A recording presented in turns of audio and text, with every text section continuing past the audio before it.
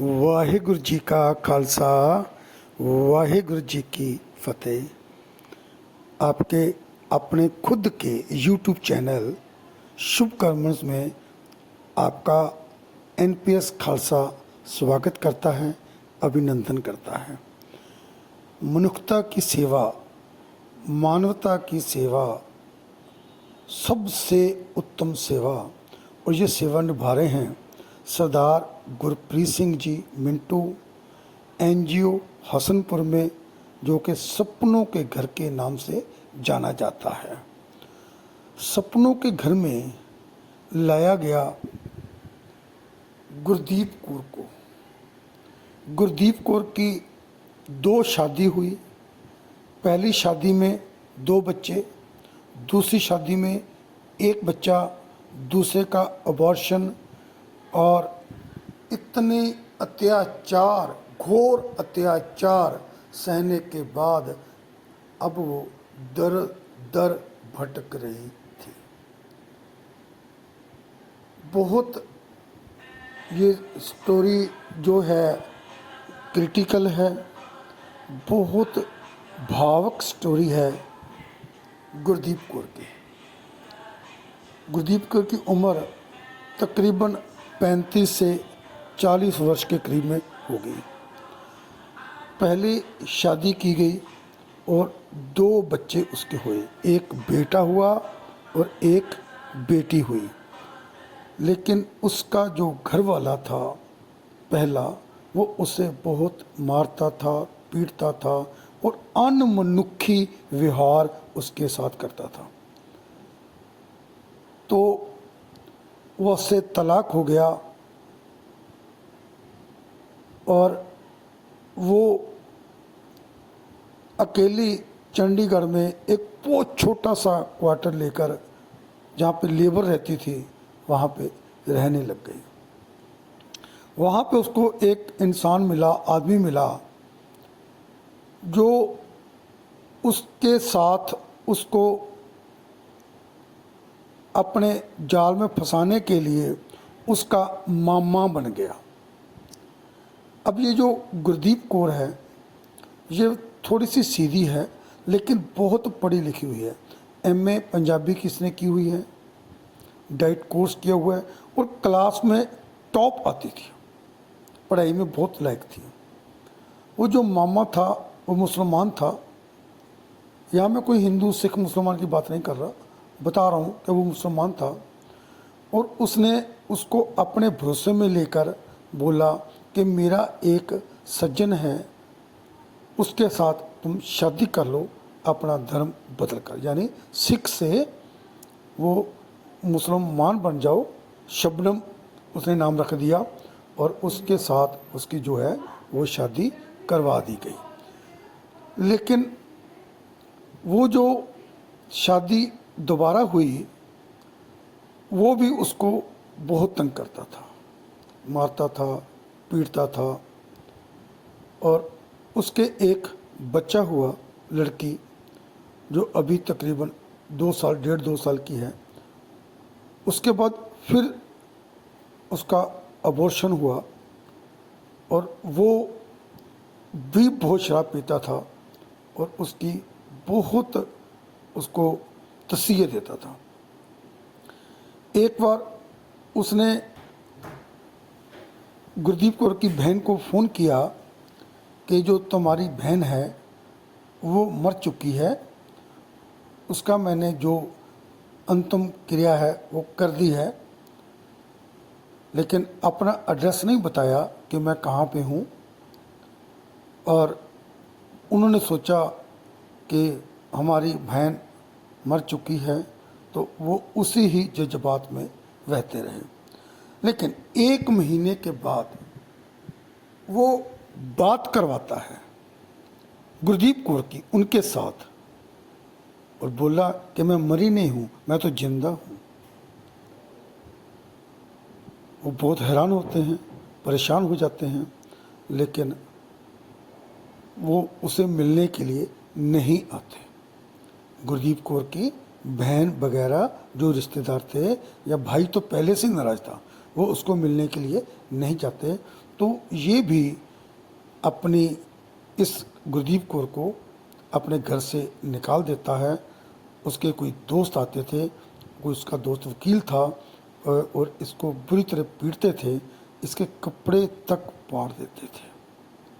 बहुत अत्याचार गुरदीप कौर ने सहा। तो चंडीगढ़ के पास एक गुरुद्वारा है अंब साहब, तो वहाँ पे आई और दो सिंह मिले, दो सरदार जी मिले इसको, जो अमृतसर गुरुद्वारा में बाबा दीप सिंह के पास वहाँ उनकी सेवा करते थे। इसका हालचाल पूछा और इसकी तबीयत ज़्यादा ख़राब होने की वजह से इसको वहाँ पे हॉस्पिटल में एडमिट भी कराया। लेकिन जब हॉस्पिटल में एडमिट कराया तो किसी ने उसके कान भर दिए कि ये जो सरदार हैं दो, ये तेरे को धोखा देंगे, तेरे को पहले भी धोखे मिले हुए हैं और हो सकता है कि तेरे को और तेरी जो बिटिया है 1.5-2 साल की, दोनों को बेच देंगे। लेकिन वो ऐसे नहीं थे, उनके अंदर सेवा का वो था कि मैं उनकी सेवा हम करें, मिशन था उनका कि इसको कहीं ना कहीं सही जगह पे लेकर जाएं। तो वहाँ पे एक और लेडी भी मिली गुरुद्वारा अम्ब साहब में, उसने भी इनकी बहुत सपोर्ट की। लेकिन ये जो गुरदीप कौर थी वो वहाँ से गायब हो गई। लेकिन फिर 2-4 दिन बाद वो लुधियाना में एक गुरुद्वारा साहब है दुखनिवारण साहब, वहाँ पे उनको मिली और फिर उन्होंने उनको पकड़ा और लेकर आ गए सरदार गुरप्रीत सिंह मिंटू जी के पास हसनपुर में, सपनों के घर में, जो एनजीओ इन्होंने बनाया हुआ है, वहाँ पे लेकर आ गए। यहाँ लाने के बाद सारी गाथा सुनाई गुरदीप कौर ने अपनी, बोला कि मेरा धर्म बदल दिया, नाम बदल दिया, शबनम रखा, सब कुछ उसने अपने मुख से बताया। उसकी बहन और जीजा भी आ गए और सुल्तान से भी बात हुई, जो जिस मुसलमान के साथ उसकी दोबारा शादी हुई थी, उससे भी बात हुई और उसको भी बोला। गुरप्रीत जी को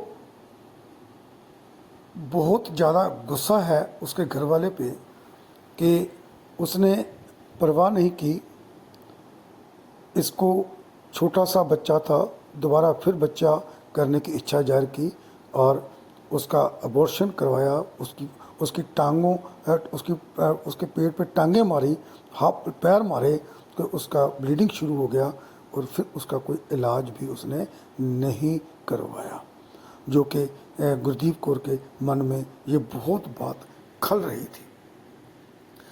गुरप्रीत जी चाहते हैं अगर ये सीधे रास्ते से नहीं मानेगा तो मैं पुलिस पे भी केस दर्ज करूँगा, पुलिस की भी सपोर्ट लूँगा। और गुरदीप कौर को उन्होंने बोला कि तू मेरी छोटी बहन है, इस छोटी सी बेटी का मैं मामा हूँ और मैं यहाँ पे पूरा इसका और आपका दोनों का सेहत का ख्याल रखूँगा, बच्चे को पढ़ाऊँगा, तो तू फिक्र मत कर।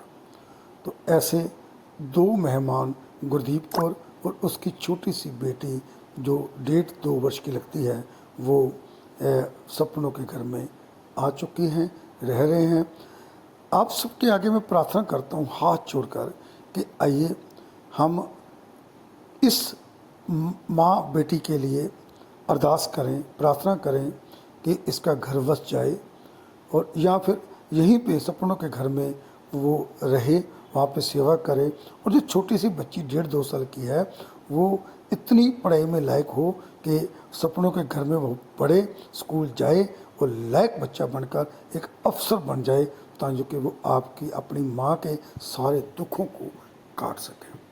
मैं आप सबको भी रिक्वेस्ट करूँगा कि आप ज़रूर फिज़िकली तौर पे एक बार आप वहाँ पे एनजीओ ज़रूर जाओ और वहाँ पे जाकर देखो कि कैसे 700 लोगों का किचन चलता है, कैसे वहाँ पे जो हॉस्पिटल है वो काम कर रहा है, कैसे वहाँ पे गुरुद्वारा साहब है वहाँ कैसे सेवा होती है, और 700 लोगों की रहने की व्यवस्था भी आप देखो और आपको पता चलेगा कि कितना बड़ा काम यहाँ पे मनुष्यता के लिए, मानवता के लिए हो रहा है।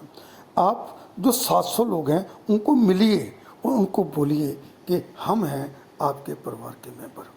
उनको दिलासा दीजिए, उनको मोटिवेट कीजिए। वीडियो अच्छा लगा हो तो काइंडली से लाइक कीजिए, शेयर कीजिए। फिर मिलूँगा एक नए कंटेंट के साथ, एक नई कहानी के साथ। तब तक बाय बाय। आप सबकी कामयाबी के लिए और तंदुरुस्ती के लिए मैं परमपिता परमात्मा वाहिगुरु के आगे अरदास करता हूँ। और stay happy, stay blessed, stay healthy, stay wealthy. आपका अपना दोस्त NPS खालसा, नरेंद्र पाल सिंह खालसा, लुधियाना, पंजाब से। Thank you, thank you, thank you very much.